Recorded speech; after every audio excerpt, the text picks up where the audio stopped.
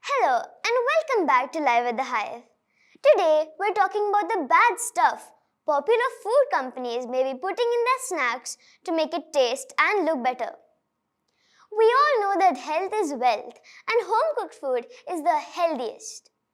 Once in a while, we may get cravings for snacks and fast food.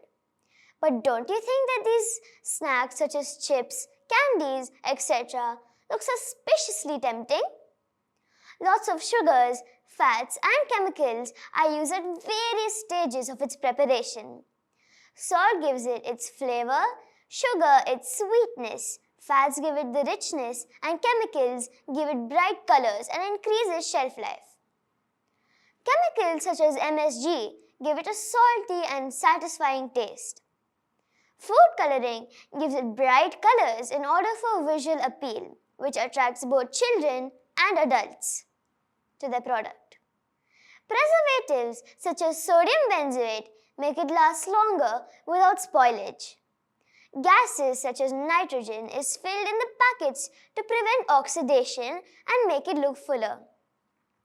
Saturated fats like margarine are used in baked foods. Trans fats are formed through hydrogenation of liquid oils. They enhance texture and increase the life of the product. They are banned in many countries. Companies are double frying foods at high temperatures, which can be cancerous and highly unhealthy. All these additives and preservatives are major threats to our health and lives.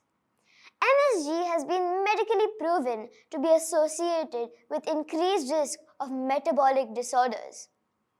Some food colors may contain cancer-causing contaminants. Studies also suggest that sodium benzoate may increase risk of inflammation, stress, obesity, ADHD and allergies.